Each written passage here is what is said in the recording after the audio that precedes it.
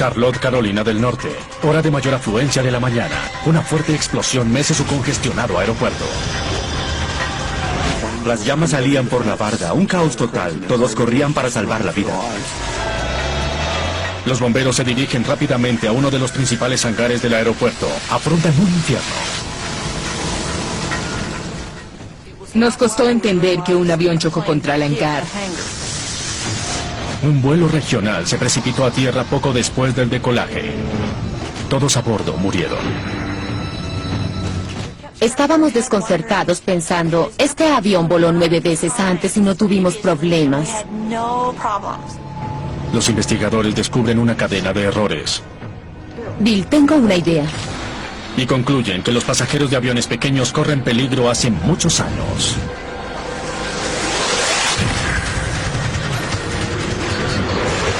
Mayday, Mayday.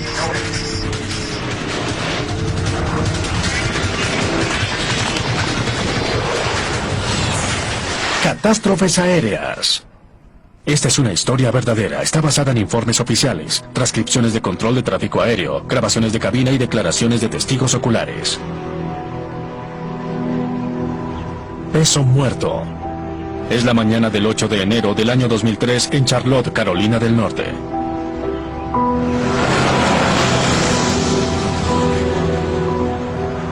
Una ciudad de 500,000 de habitantes.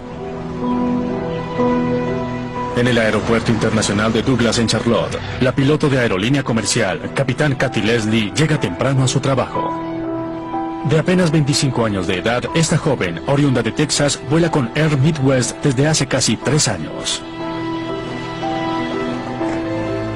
Uno de los capitanes de vuelo más jóvenes de su aerolínea. Hola Tom, buen vuelo. Es un piloto muy bien calificado. Construye su carrera en uno de los aeropuertos de más rápido crecimiento en Estados Unidos. Este aeropuerto es un importante eje doméstico para US Airways, con vuelos hacia la mayoría de ciudades grandes en el este de Estados Unidos. Air Midwest tiene un servicio de vuelos regionales, el US Airways Express. Opera con una flota de aviones Beechcraft 1900D, aviones de recorrido corto para 19 pasajeros, aeronaves de trabajo bien calificadas dentro de la industria. Hoy, la capitán Leslie está al mando de un 1900D en un vuelo de 30 minutos hasta el aeropuerto Greenville-Spartanburg en Greer, Carolina del Norte. Su copiloto es Jonathan Gibbs, de 27 años. ¿Dormiste bien? Soñé que estaba en Miami. Damas y caballeros, último llamado para abordar el vuelo 5481 de Air Midwest con destino Greenville-Spartanburg. Los pasajeros que deseen abordar.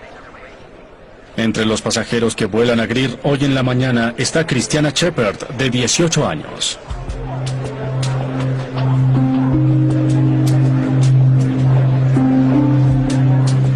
Los padres de Christiana, Doug y Teresa, son misioneros bautistas y trabajan en las Islas Azores de Portugal. Christiana salió el 7 de enero de las Azores. Pasó la noche en el aeropuerto de Boston y luego voló la mañana siguiente en el primer vuelo de Boston a Charlotte y a Greenville. Iba de regreso a la universidad. Christiana era una persona muy especial. Con frecuencia se acercaba, me abrazaba sin razón aparente y me decía, papá, te amo.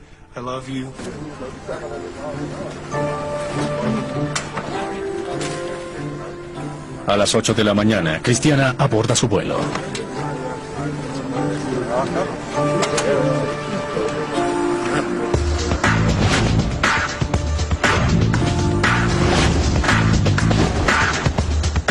Entre tanto, como parte de su rutina de control antes del decolaje, la tripulación calcula el peso de todo el equipaje, los pasajeros y el combustible que lleva el avión.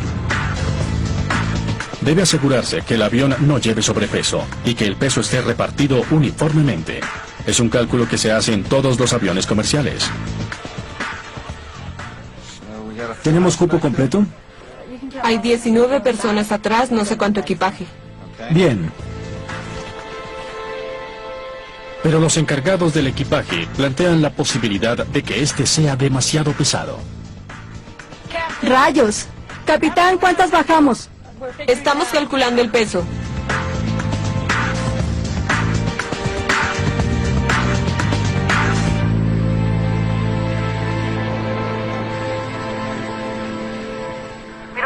hay que bajar nada. Bien, 17,018. 17,120 en nuestro peso. Sí, el máximo. Estamos bien. Así es.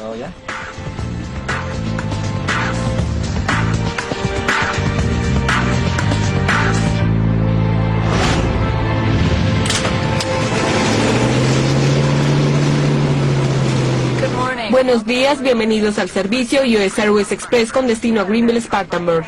Es un vuelo de 30 minutos. Siéntanse cómodos, llegaremos pronto.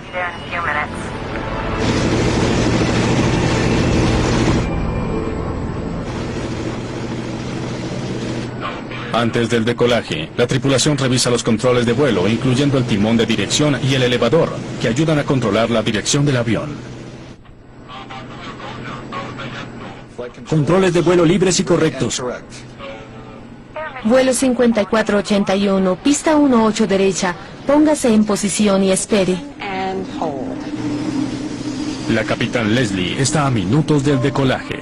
En la pista, delante de ellos, está un Bombardier CRJ listo para partir. Este es un avión estupendo, ¿verdad? Sí, ojalá yo lo volara. Debido a la poderosa turbulencia producida por el CRJ, la capitán Leslie debe mantener una distancia segura. Nos destrozará. Vuelo 5481, gire hacia la derecha, hacia 23. Autorizado el decolaje.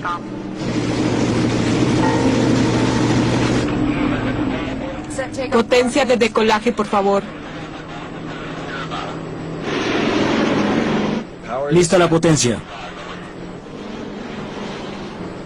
80 nudos, revisión cruzada. A 80 nudos, los pilotos revisan el funcionamiento de sus instrumentos básicos. Sin indicios de problemas, Leslie y Gibbs proceden con su decolaje. Para el control de tráfico aéreo, el giro de salida del vuelo 5481 es perfectamente normal. Tren de aterrizaje arriba.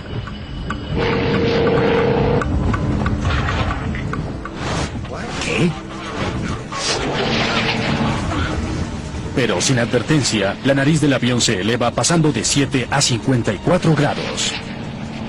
Ayúdame. ¿Lo tienes? Lo intento. La tripulación lucha por bajar la nariz. El flujo de aire por encima de las alas crea fuerza de sustentación, pero si la nariz sigue subiendo, el aire no fluirá en forma pareja por encima de las alas, perderá su fuerza de sustentación, a su vez potencia, y se precipitará a tierra. Baja la nariz. Tenemos una emergencia en 5481. Alerta 3, pista 18 derecha. La controladora a cargo del vuelo pide equipo de emergencia. Dios, El avión está ahora a 350 metros del suelo. Pierde potencia, se inclina hacia la izquierda y empieza a caer. La capitán Leslie ala la columna de control con todas sus fuerzas. Si no logra que el avión suba, caerá a tierra.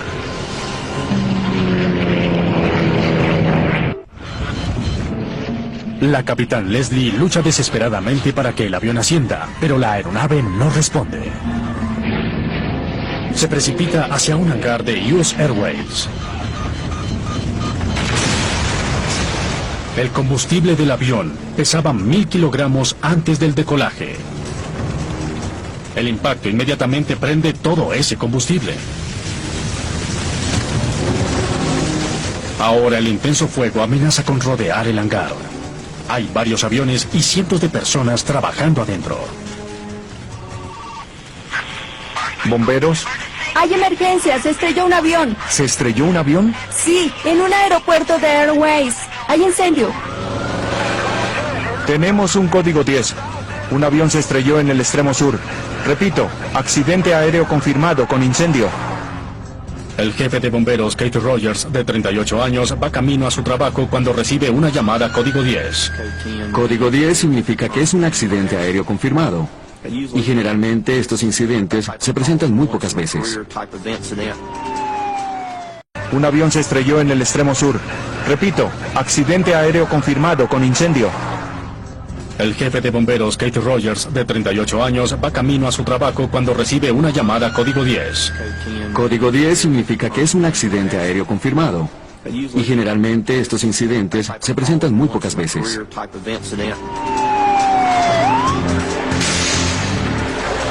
Cindy Overcash es bombero del Departamento de Bomberos de Charlotte. No se veía el hangar desde aquí, pero se veía una enorme nube de humo negro y supimos que se trataba de algo muy grave.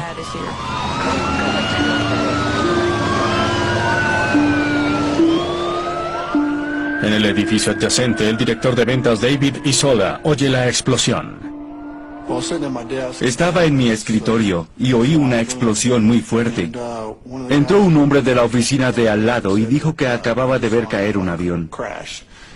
Me subí a mi camioneta y fui al lugar. Desde 60 metros de distancia, Isola registra los primeros momentos de la tragedia.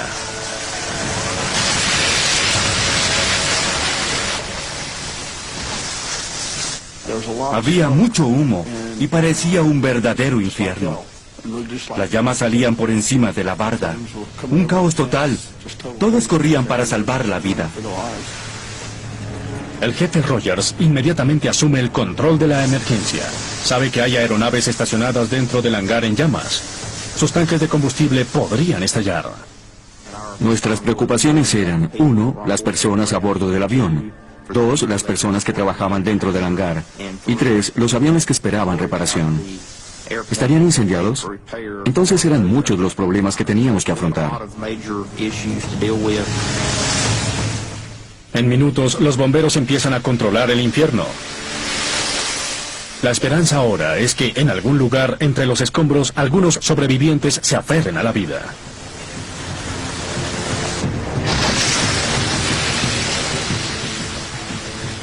En la mente de todos existía la posibilidad de que hubiera sobrevivientes.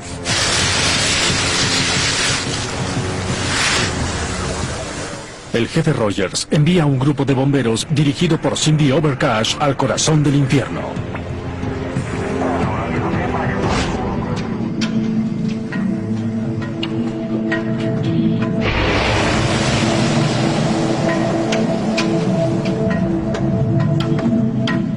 Cindy Overcash y 2 miembros de su equipo se abren camino entre los escombros, apagando cuidadosamente cualquier vestigio de incendio a su paso. Al recorrer los restos del incendio vimos lo que creímos que eran robots para pruebas de colisión. Creímos que un avión había estallado adentro, expulsando a los robots de entrenamiento.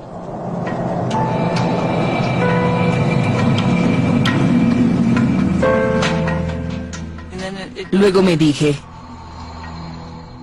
eso no es un robot de entrenamiento.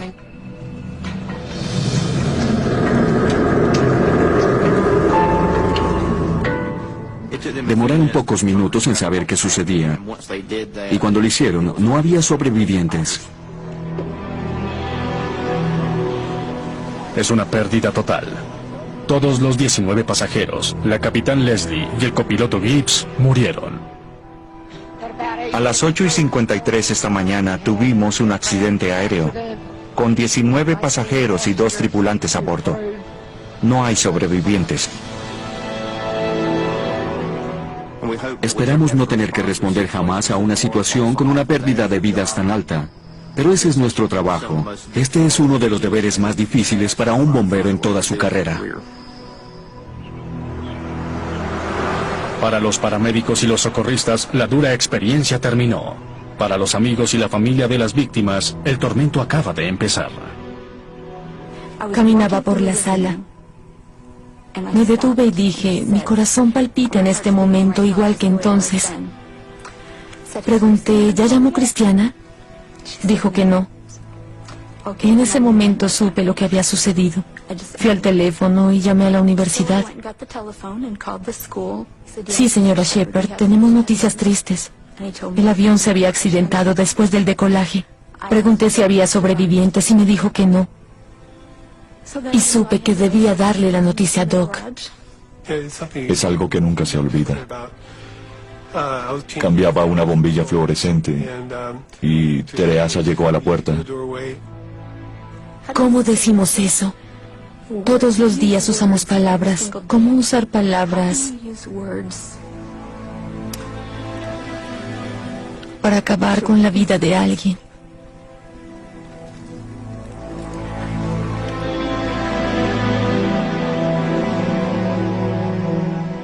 Le dije, Doc, el avión de Cristiana se accidentó.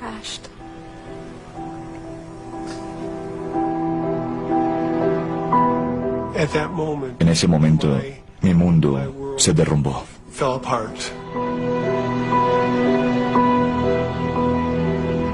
Ahora los Shepard y las familias de las otras 20 víctimas quieren saber qué causó la muerte de sus seres queridos.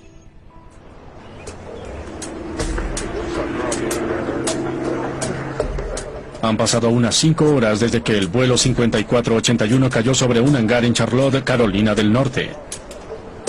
Sin sobrevivientes para rescatar, ni los cuerpos ni las partes del avión se mueven, en espera de la llegada de los investigadores de la Junta Nacional de Seguridad de Transporte.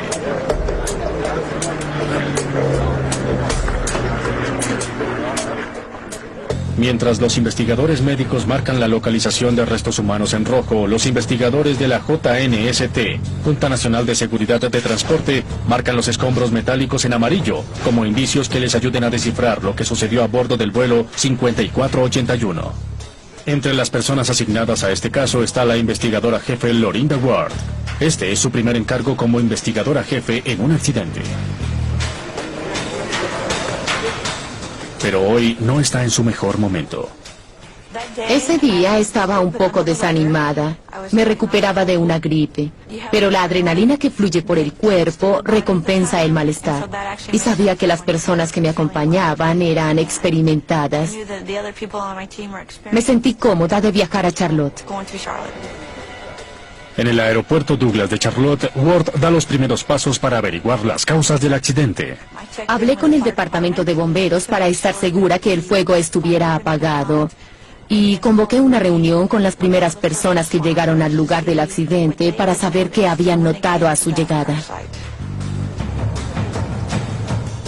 Ward actúa rápidamente. Debido a los cuerpos que están mezclados con los escombros, declara el lugar del accidente un biorriesgo potencial.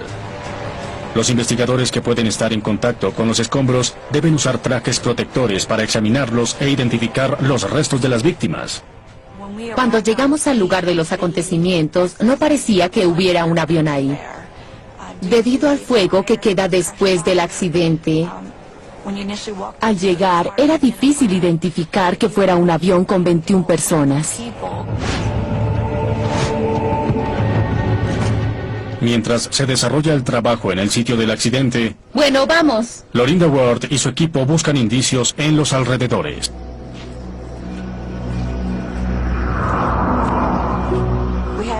Recorrimos la pista por la cual decoló el avión, levantando todo lo que vimos en ella y que pudiera tener conexión con la investigación del accidente. Las pistas deben estar libres de escombros. El objeto más pequeño puede convertirse en proyectil mortal si golpea el avión durante su decolaje. Hace 3 años, un Jet Concorde pasó por encima de una tira de escombro de metal de 40 centímetros en una pista en París. El tanque de combustible del avión se perforó y se incendió. El avión se elevó 200 metros antes de desplomarse contra un hotel cercano. 109 personas a bordo y 4 personas en tierra murieron. En el Aeropuerto Internacional Douglas en Charlotte, los investigadores registran la zona. Encuentran una tapa de combustible peligrosamente cerca de la pista. ¿Qué tienen? El avión podría aspirarla y dañar un motor. Eso sería lo más grave que podría ocurrir. El descubrimiento plantea una interesante posibilidad. Cuando el vuelo 5481 carreteaba por la pista en su decolaje, la tapa de combustible rebotó en la pista y golpeó los rotores del motor, causando la caída a tierra de la aeronave del capitán Leslie.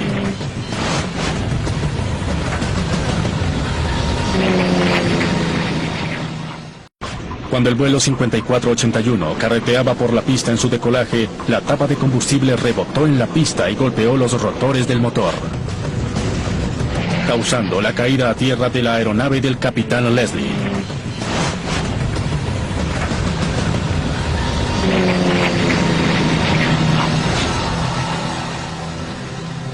Recogimos la tapa para saber si tenía relevancia con la investigación del accidente.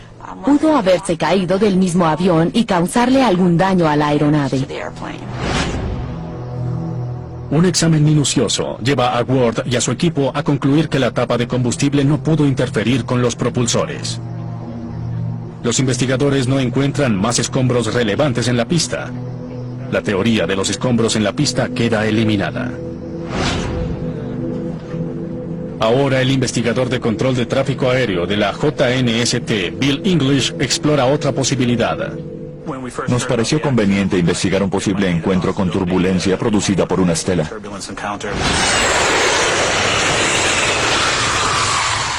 Las alas de un jet en rápido movimiento alteran el aire a su alrededor, creando una estela de aire que gira violentamente.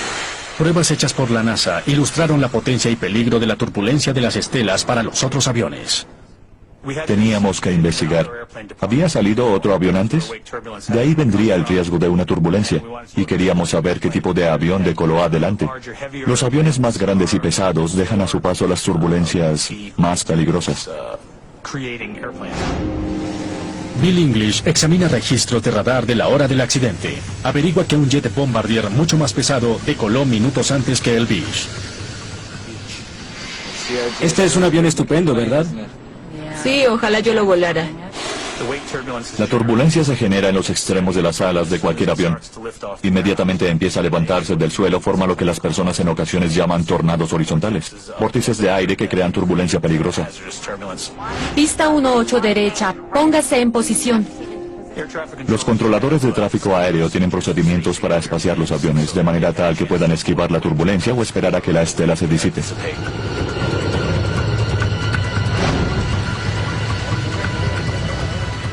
Hace un año, un jet de American Airlines que decolaba de Nueva York encontró turbulencia.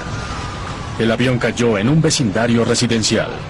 260 personas murieron en el avión y 5 personas en tierra.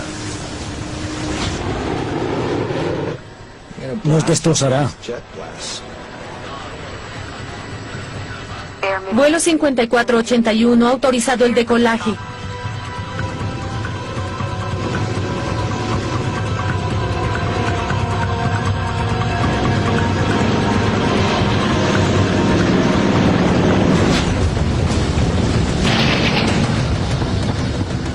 El investigador de tráfico aéreo Bill English debe ahora determinar si la turbulencia de la estela del CRJ causó el accidente del vuelo 5481. Estudia la trayectoria de vuelo del avión de la capitán Leslie y la encuentra consistente con la de un avión que entra en la turbulencia de una estela.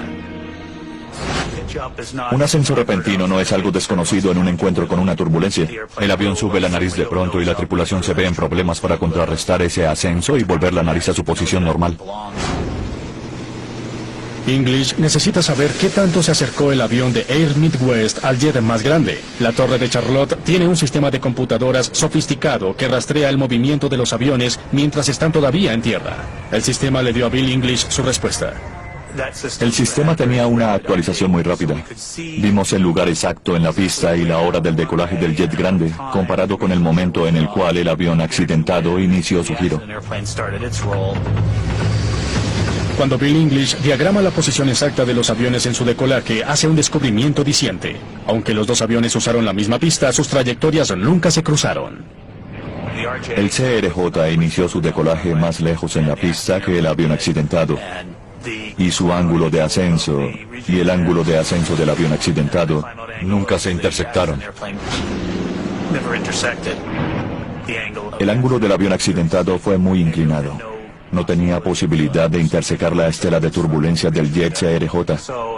Entonces, si nuestro avión decoló y ascendió por encima del ángulo del avión anterior, la turbulencia no pudo de ninguna manera ser un factor importante. La teoría del vórtice de estela queda eliminada y Bill English termina su trabajo. Ahora todo depende de que Ward y su equipo encuentren indicios en los escombros calcinados del avión.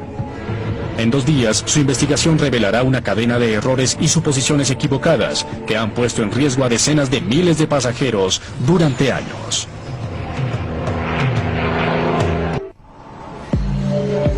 Horas horas después del accidente, los investigadores encuentran la caja negra de voz de la cabina y de información del vuelo Air Midwest 5481. Las cajas negras están diseñadas para soportar temperaturas de hasta 1100 grados centígrados. En este accidente, partes de la caja negra se derritieron. Fotografían los aparatos y los envían para análisis. Luego, entre toneladas de escombros en el piso, los investigadores descubren los restos, hechos trizas, de los cables de control del elevador. Vitales para el control de vuelo, estos cables conectan las columnas de control del piloto con el elevador de vuelo, un panel aerodinámico que les ayuda a los pilotos en sus ascensos y descensos. Unos tensores mantienen los cables tirantes. Para ascender, los pilotos alan la columna. Los cables suben el elevador obligando a la nariz a subir. Para descender, los pilotos empujan la columna de control. Los cables inclinan el elevador hacia abajo y la nariz cae. Pero cuando los investigadores examinan los cables y tensores quemados del avión de la capitán Leslie, hay algo extraño. Se veían extraños. No estaban en la posición normal. Uno estaba hacia afuera y el otro estaba hacia adentro. Los dejamos a un lado para examinarlos después. Mientras el trabajo de laboratorio progresa, Stephen Carbon, investigador de JNST, viaja a Huntington, Virginia. Entrevista a los mecánicos que alistaron el avión el día antes del accidente. Sabíamos que acababa de salir de una revisión de control, de rutina. Y sabiendo eso, estudiábamos la posibilidad de que algo se hubiera hecho durante la revisión que tuviera que examinarse desde un punto de vista investigativo. Los cables necesitaban servicio. Mi mecánico elaboró una orden y le pedí que la cumpliera. No se te olvide el manual. Lo tengo. Cada 1200 horas de vuelo, los aviones de Air Midwest reciben mantenimiento de rutina, que incluye el ajuste de los cables que controlan el elevador del avión. En el desarrollo de este mantenimiento, el mecánico encontró que los cables estaban fuera de límites. Escribió en el registro de trabajo que revisaría la tensión de los cables y luego los ajustaría, según las instrucciones del manual. Todo está listo. Los mecánicos le informan a Carbon que el trabajo se revisó y selló como garantía de calidad. Creían que la aeronave estaba revisada de acuerdo con el manual.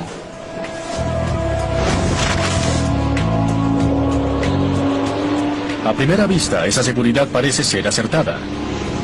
Después de su mantenimiento, esta aeronave Beech decoló y aterrizó 9 veces sin incidente, antes de que la capitán Leslie asumiera el mando. Los investigadores usan la caja negra para saber qué ocurrió en esos vuelos.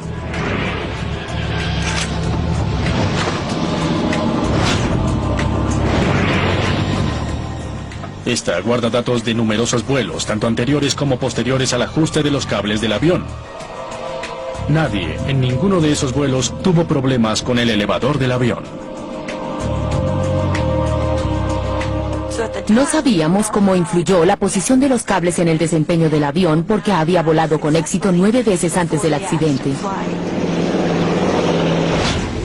Ward también descubre que la tripulación probó los controles del elevador antes de iniciar el vuelo.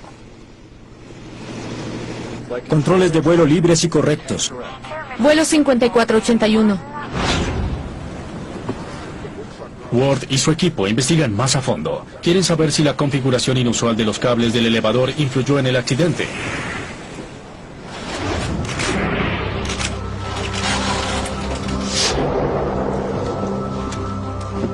Lo que encuentran es fundamental para explicar la falla del avión.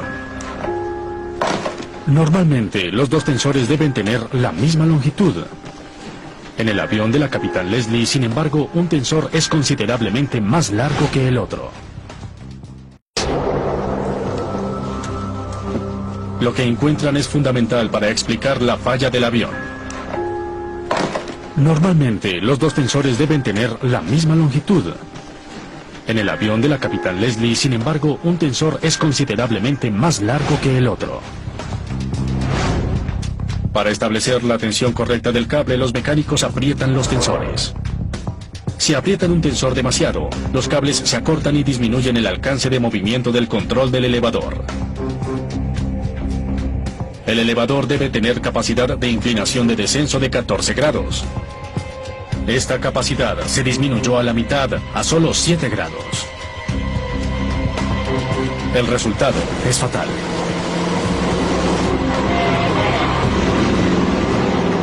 Cuando el vuelo se inició, la nariz se elevó como se espera en un decolaje. ¿Qué? Empuja la nariz hacia abajo. Pero la capacidad reducida del elevador les impidió a los pilotos volver a bajar la nariz. Debido al ajuste que se hizo en el mantenimiento unas noches antes, era imposible que la tripulación hiciera algo en ese momento.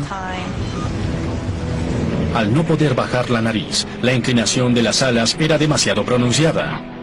Sin flujo de aire por encima de las alas, el avión perdió su fuerza de sustentación y empezó a caer. La lucha de los pilotos con el elevador explica por qué el vuelo 5481 se accidentó ese día. Los cables del elevador no se ajustaron debidamente. Fue imposible para los pilotos controlar la inclinación de su avión. Stephen Carbon quiere saber cómo pudieron los mecánicos cometer un error tan crítico. Sí, veo eso aquí. Regresa al hangar a interrogar a los mecánicos que estaban de turno esa noche. Esta vez su versión es diferente. Casi todos los mecánicos estaban en entrenamiento.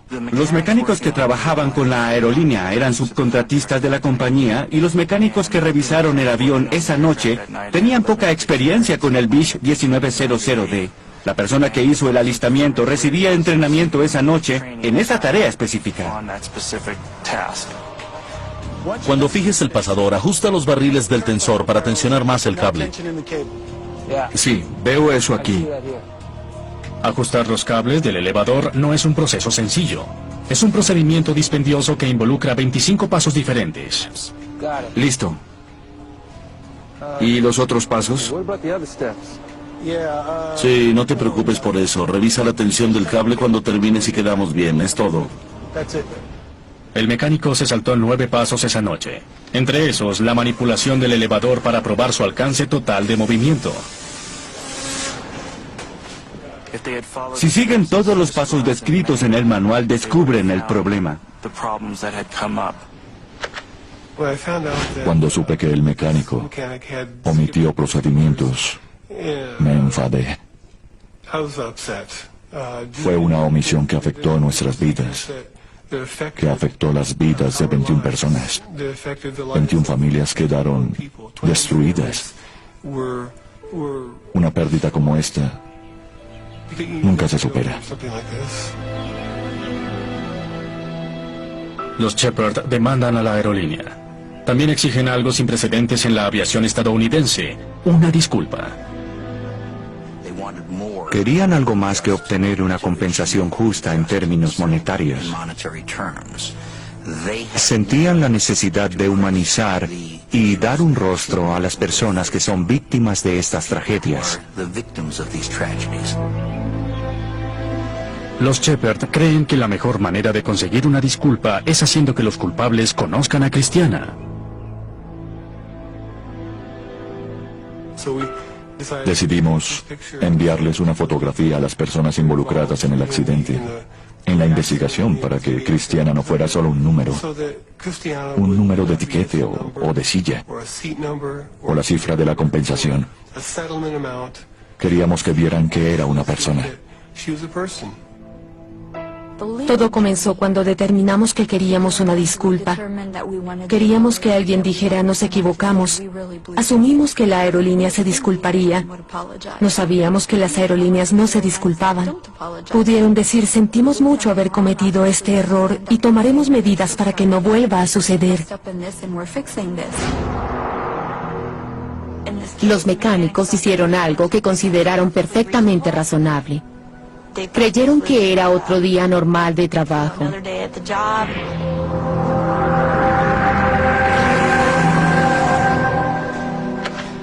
Solo para enterarse después que 21 personas murieron debido a su actuación negligente. Para Lorinda Ward y su equipo parece que encontraron el problema. Pero hay algo que aún no está muy claro. ¿Por qué no se hizo evidente este problema en ninguno de los vuelos anteriores? Estábamos desconcertados pensando, este avión voló 9 veces antes y no tuvimos problemas. Y tratábamos de analizar qué hubo diferente en este vuelo.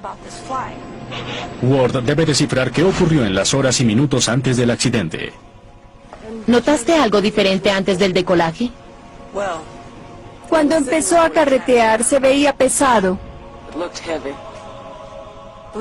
Algunos testigos decían que el avión tenía sobrecarga. Los del equipaje dijeron que la bodega iba muy llena. Cada avión soporta un peso máximo. Si se sobrepasa, sus motores no lo pueden levantar. Antes del decolaje es responsabilidad de los pilotos calcular el peso que llevan a bordo. ¿Tenemos cupo completo? ¿Cuántas bajamos? Calculamos el peso. La tripulación del vuelo 5481 hizo el cálculo. 17018. Los oímos en la caja negra revisando los números para estar seguros de tener su centro de gravedad dentro de su alcance para decolar. 17120 es el peso. Sí, el máximo. En cualquier avión, grande o pequeño, el peso de la carga y los pasajeros debe distribuirse uniformemente. El punto de equilibrio de un avión se llama su centro de gravedad. Para que un avión vuele sin riesgo, no puede estar demasiado adelante, ni demasiado atrás, ni sobrepasarse. Entonces estamos bien. Así es. No hay que retirar nada. Los pilotos de Air Midwest reciben instrucciones para hacer los cálculos de peso y centro de gravedad. Usan pesos promedio para hacer esos cálculos, 85 kilos por pasajero y 10 kilos por pieza de equipaje. Sabían que su centro de gravedad estaba alto, pero al usar peso y cálculos promedio, se dieron cuenta que estaban dentro de los límites que necesitaban para decolar. Pero Ward necesita saber si el avión realmente estaba dentro de los límites establecidos de peso y equilibrio para el decolaje. Pesamos el equipaje que iba a bordo y confirmamos el peso de los pasajeros y la tripulación. Los técnicos pesan los restos de equipaje quemado que quedaron en el sitio del accidente. ¿Me puede informar el último peso registrado de su paciente? Y averiguan el peso real de los pasajeros que iban a bordo ese día. 212, gracias.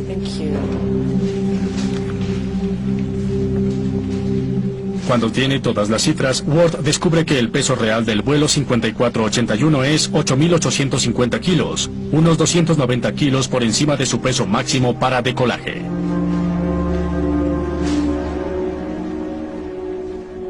No podía decolar si usara los pesos reales.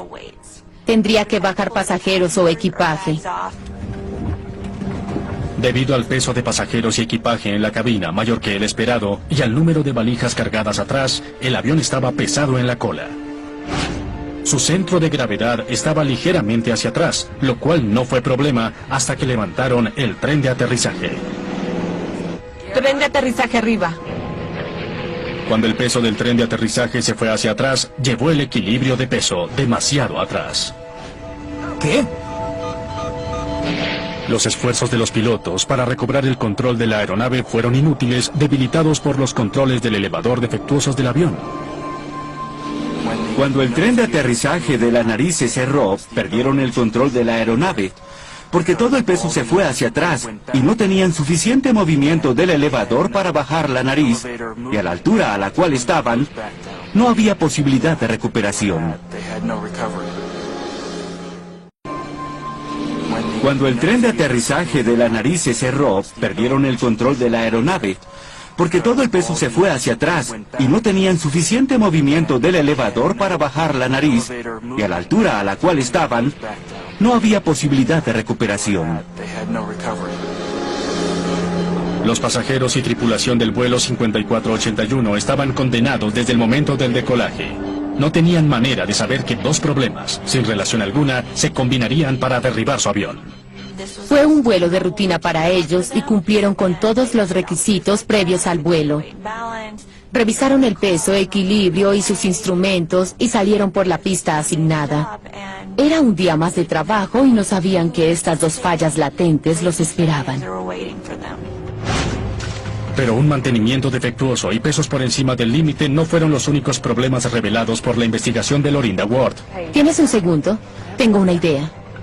Lorinda Ward sospecha que encontró problemas que no solo afectan a este vuelo en particular, sino a todos los aviones que prestan servicio de transporte regional.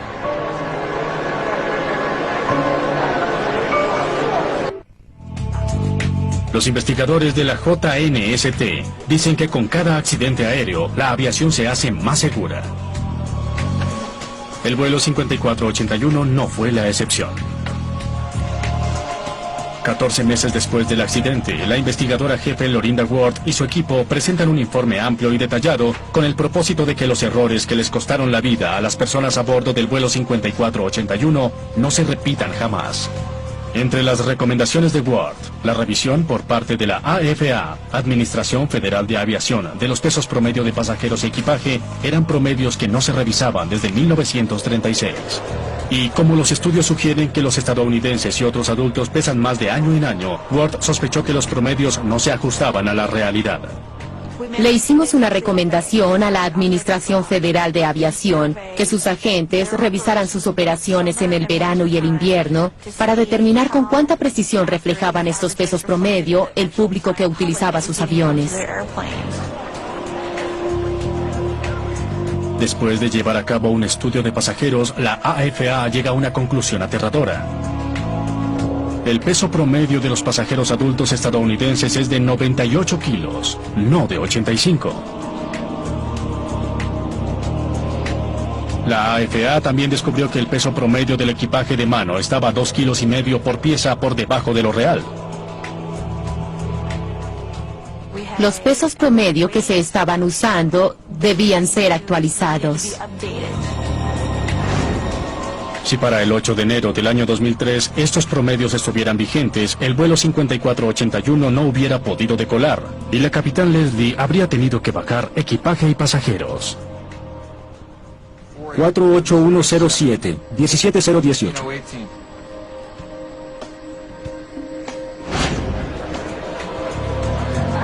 Los pilotos de Air Midwest usan ahora un peso promedio de 100 kilos por pasajero, lo cual significa que sus aviones Beechcraft solo pueden llevar 17 y no 19.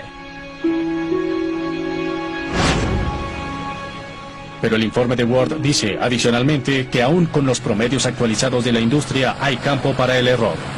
Indica su informe que el vuelo en aeronaves pequeñas solo será más seguro cuando las aerolíneas suspendan el uso de promedios y calculen el peso real a bordo antes del decolaje. Se desarrollan nuevas tecnologías que les permitan a los transportadores aéreos medir el peso real y controlar el equilibrio en tiempo real mientras el avión se carga. Conocer el peso real de pasajeros y equipaje es vital. Más y más personas usan los pequeños jets regionales. A medida que aumenta el precio del combustible, los aviones más pequeños y eficientes se hacen más atractivos para las aerolíneas. Solo en Estados Unidos, más de 10 millones de personas cada año abordan aviones con menos de 30 sillas. Las aeronaves más pequeñas son más sensibles al peso y equilibrio que los aviones más grandes. No obstante, las recomendaciones de Ward y la tecnología disponible, cerca del 70% de los aviones pequeños en vuelos programados usan todavía pesos promedio en vez de reales.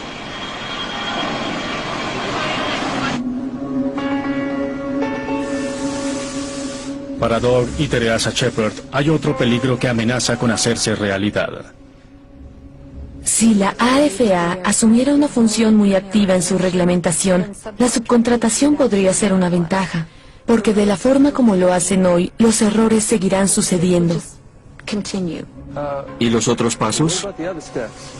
Sí, no te preocupes por eso. Revisa la tensión del cable cuando termines y quedamos bien. Es todo. En su informe, Ward indica que todos los transportadores aéreos deben proporcionar supervisión directa para tener la certeza de que incluso el trabajo subcontratado se lleve a cabo correctamente.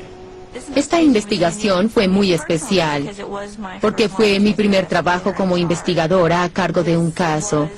Y en mi opinión, una investigación significativa por el hecho que de un accidente pequeño resultaron 22 recomendaciones de seguridad. Para los Shepard, las recomendaciones de la JNST llegaron demasiado tarde. Pero después de una larga batalla legal, Earl Midwest presenta sus disculpas formales por los errores que le costaron la vida a Christiana Shepard a los 18 años.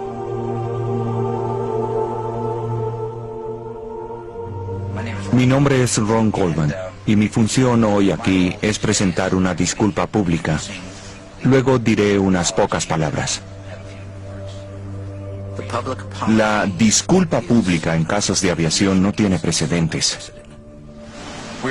Estamos aquí hoy para recordar a las víctimas del vuelo 5481 y presentar nuestras disculpas, nuestras condolencias y nuestro sincero pésame a los familiares de los pasajeros y tripulación que murieron en el accidente del 8 de enero del año 2003. La aceptación de responsabilidad sugiere que las recomendaciones hechas por los investigadores de seguridad no se tomen como un libro para guardar y olvidar, sino asumirse con seriedad, porque de no hacerlo habrá tanto responsabilidad pública como responsabilidad privada. Lo que la gente nunca debe olvidar es que al hacer nuestro trabajo debemos hacerlo bien. No importa el peldaño de la escalera que ocupemos. Sea el último o el primero, tenemos que cumplir con responsabilidades. Se necesitó una complicada cadena de errores y cálculos equivocados para derribar el vuelo 5481. Pero en opinión de algunos, una persona se desempeñó admirablemente ese día. La capitán Kathy Leslie. Con un avión desequilibrado y controles defectuosos, la capitán Leslie no hubiera podido salvar el vuelo. Pero sus actuaciones finales pudieron salvar algunas vidas. Para mí es una heroína olvidada. No creo que muchas personas sepan lo que hizo, cómo luchó y trató de alejar el avión del hangar, cosa que logró. Evitó una colisión más directa contra este.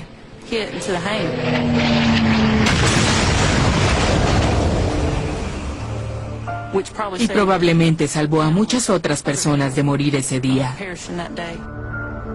Cindy Overcash, del cuerpo de bomberos, encontró el cuerpo de la capitán Kathy Leslie entre los escombros.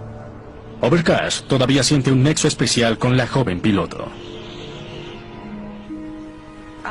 No sé, pero siento una conexión muy especial. No sé por qué. Tal vez se deba a que la encontré y estuve ahí cuando partió de este mundo. Pienso mucho en ella.